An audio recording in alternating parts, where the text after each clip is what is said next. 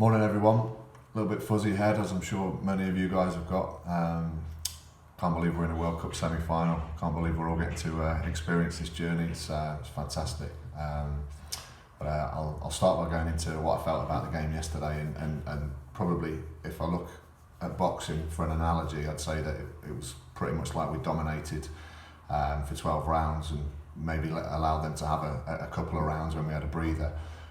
But our control of yesterday's game was incredible, really, against a side who have clearly proven difficult for other teams to overcome. And to do it, when the stakes are so high, again, talked about character so much, but it was an outstanding performance. Not fluent, but winning a World Cup quarter-final 2-0, keeping a clean sheet. Getting to the point where the whole world is looking at the game saying England have dominated this game at a World Cup quarter final. Who could have asked for more? And that starts with, for me, combating any threat or any style of play that the opposition have, and we had to defend. We had to deal with what I would call aerial combat, what I would call physical and direct play. Very clear that they went back to front quickly, and you set the tone in the first 5-6 minutes of a game by ensuring that when that ball comes into those areas, that the England players are the ones who are dominating they get the ball and dominating that position. Now, first of all, that means trying to get first contact on the ball aerially, the centre backs particularly. So obviously Maguire, Stones, and Walker all did that extremely well. But it's not just that; it's also the second ball and reading. If Sweden do get a little bit of joy with the first ball, that we read the second ball, and the cover, the support and the cohesion of the defensive unit was outstanding. But I reiterate, the first time that they went into to win the ball aerially, to go into aerial combat, every single player looked like he was going to dominate his opponent, particularly the defensive unit and Henderson, and that sets the tone for the rest of the team. So I think Southgate's impact as a coach is sometimes measured in the way that we play and the style of play, and obviously the many aspects to his leadership and the hallmarks of this group in terms of their behaviour or their conduct or their character, their organisation, their preparation. I could go on, but don't forget he was a centre half. He was a defender who knew how to go and win the ball at a time when English football was a lot more direct. He understands the value of being able to deal with that style of play. You can look to play in possession, you can look to be expansive, and you can look to dominate the ball and rotation and all these principles that we've talked about at length. Really, some of it coming out of the FA's DNA, that going back to 2014 and the journey that Southgate's been on as a coach and a development coach. But you don't just look at that. Look at the impact that he would have had on the likes of Maguire and Stones and Walker on how to defend 1v1 in a unit. These are the principles, the bedrock of any successful team. And I think people perhaps might sometimes lose sight of the fact that Southgate himself was or certainly can draw on his experience in that position, in that style of play, or dealing with that style of play. And England have been incredibly good. And the likes of John Stones will only become a real world-class, or he's becoming a real world-class player because he's added those elements to the game. And I can only assume that Southgate's influence has been considerable. So I would urge everyone, don't lose sight of that either. We probed, we were patient, talking about the style of football from the DNA. This is where there has been a distinct change in the style of play. So the way that we manipulate the ball, the way that we work the ball through the central areas, we work the ball out wide, we go back, we start again. It's not tiki-taka football, it's probing, trying to move the opposition to create chances, to read the situation, read the opportunities to penetrate quickly. And we just controlled the ball. There were so many times I looked in that first half and Sweden just, they couldn't get out. They couldn't get the ball off us, and they couldn't get out. And we dominated, and kind of it was effectively just a gradual process, a gradual kind of stranglehold that we applied on them. Let's talk about Raheem Sterling quickly. Everyone else has.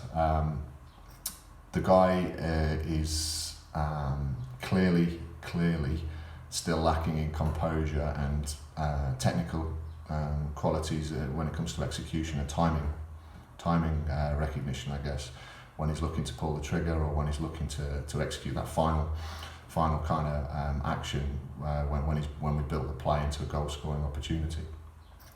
No doubt about that. I don't deny that whatsoever. But what Raheem Sterling brings to this England team, all I really need to do is say, watch England when Sterling doesn't play. Watch how much harder it is for us to create space in the final third and create chances in the final third. He ran off the shoulder. I felt that Granqvist would be really vulnerable because he's slow. He's incredibly slow. Great leader, great old Trojan of a centre half, but didn't like going back towards his own goal. Doesn't like someone running off his shoulder. And Sterling did that time and again.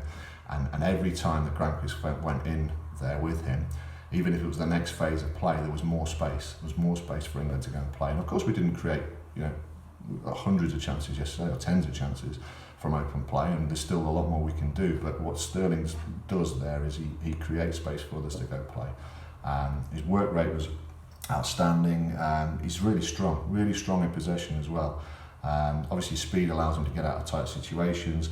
And when he does come short for the ball, because generally he's looking to play off the shoulder, we're playing him as advanced as any of our forward players. He's playing off the shoulders of the centre halves. But when he does come short, he does it. His timing of that movement, his body shape when he receives the ball, allows us to get players in behind him. For Ali to go join in, for Lingard to go join in particularly. This is a guy who, for me, you watch the last 15-20 minutes of yesterday's game again. Look how many times Raheem Sterling stretches their defence, allows us to maintain or retain possession further up the pitch, allows us to get out as a unit. When the last 15-20 minutes of a World Cup quarter-final and you're winning the game, you need that release valve sometimes, and it was from his sheer hard work and his sheer willingness to continue to repeat actions time and time again. Perhaps when other players would put their hands on their hips or would hope someone else would take up the mantle. The guy, for me, I understand why people criticise him. I know a lot of armchair fans criticise him. Can't disagree with the fact that he's not scoring goals and he's not quite executing, but everything he brings to the game is just, Southgate understands that. I think we all trust Southgate now, so let's just get behind him, because he will score. He will create a chance, he will win us a penalty. He's absolutely world class in terms of what he creates in the final third, even if he doesn't necessarily finish it off. Very quickly on Jordan Pickford, I actually thought it was a relatively straightforward performance from him. I don't think it was quite as good as probably everyone will make out.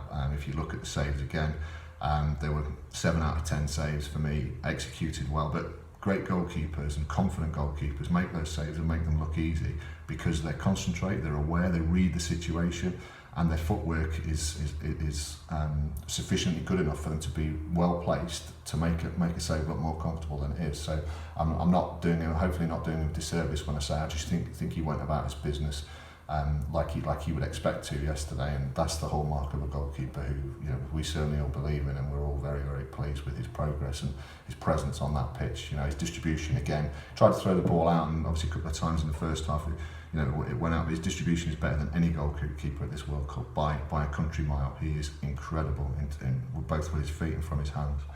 And then I'll just touch on Ashley Young very quickly. I've said a couple of times this week that I feel Danny Rose is literally one of the best, if not the best left back in the world. Maybe not fit enough, maybe there's another reason that I'm not aware of why he's not playing. For me, my reading of Southgate's kind of team selection is that he trusts, obviously, Ashley Young as a player in terms of his temperament, but also that his set pieces are critical. And let's be really clear about this. I don't think that Ashley Young has been just a passenger in this journey, and he's been an integral part. And what he's brought to the team, I have to say, in some respects, he's perhaps answered the critics, including myself, with the quality of delivery on his set plays. He brings that to the team, and it makes us a better team. We've scored goals from his set plays, so completely vindicates Southgate's decision. I still feel that Danny Rose, at the highest level against the best teams, will be better and will help us to block that left-hand side of the pitch and make sure that there isn't an attacking threat from the opposition, but also give us an awful lot more in terms of the capability to go and work in the final or in their half of the pitch in those left areas, whether that's because he opens his body up to pass into that space, or whether he actually joins up and physically works his way into that pace to go past, that part of the pitch, to go past players, to get crosses in, to provide an attacking threat. So If you look at Ashley Young, the first 10-15 minutes of the second half yesterday, the header the Pickford save that people are really talking about, the first save. That was a ball into the back stick where Ashley Young is defending and getting under the ball.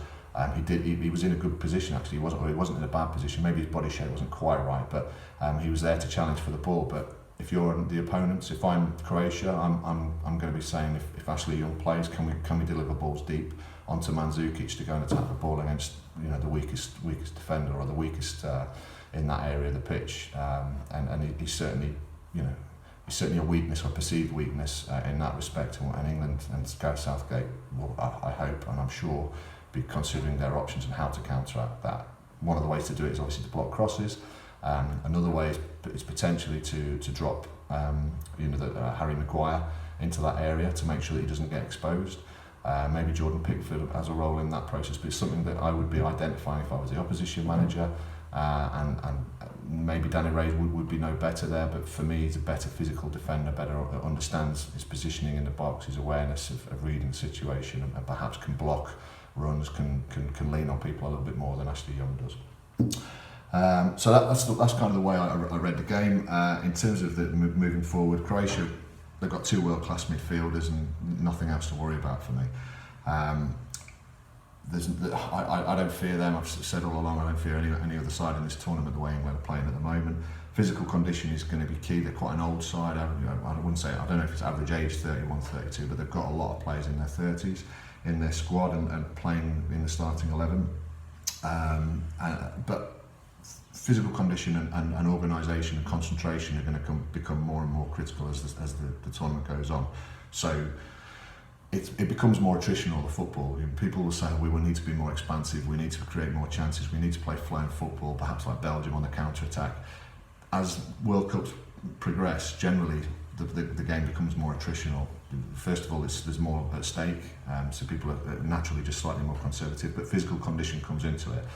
We've got a young squad, I think a fit squad. The Belgian game where we rested players obviously is now proving to be a really, really wise decision from Southgate. But we've got a young squad with lots of energy, I think, compared to most of the other sides, perhaps France, maybe Belgium, but certainly Croatia, we will have a physical conditioning advantage over them. I think that will be critical. But if it's coming to attritional football, this England side and the defensive unit and the way how structured and how controlled we've looked, I'd back us against anyone in an attritional game. The best side, we're probably the best side in the tournament at defending and retaining shape and reducing the number of opportunities the opponents can create in our final third, in our third of the pitch. So why would I be worried about that? I certainly wouldn't be. I'd put us up against anyone. Obviously, a team who comes to play and looks to play, particularly the counter-attacking football of Belgium and France, Mbappe's pace as an example. Maybe coming up against a centre forward like Lukaku, who has clearly developed into much more than just a target man. That will be a different challenge that we haven't faced yet. But yeah, the way that it's going, it really bodes well for us, and I think there's more layers to come. So we play against a better side who looks to be more expansive. Perhaps you look at Croatia, if Rakitic and Modric look to try and play in slightly more advanced positions, look to be more creative. The counter-attack opportunities, through the centre of the pitch, through Lingard, through Dele Alli, through Kane and Sterling. I think we might well be an exposed team. So that's how I see the football side of things. I did just want to say it's just an incredible privilege for all of us to go through this journey. I can only speak from my personal experience, but I've seen on Twitter and I've seen on other kind of social media that there's some amazing examples up and down the country of people who are just incredibly enthused, incredibly proud of this team and Gareth Southgate in particular. I'll give you just a couple of examples. One example that really stuck with me this morning.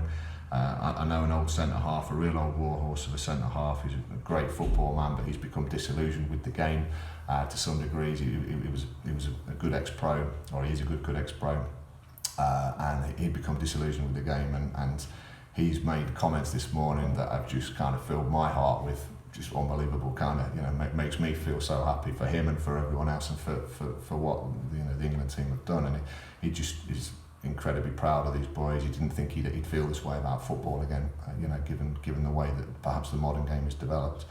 And then the other thing I want to say is that this upcoming football season, to talk about the Olympic legacy, whether there was one or not, it's just down to people's own opinion. I thought there probably was one to some degree, but the game of football for coaches and for people who run football clubs, we've got a great opportunity here in England to capitalise on this, and the best role models, the best examples, the way that they've played, they're tough, they don't back down from a physical challenge, but they're controlled, they play the football. There's lots of technical qualities that young players can take and can try to copy.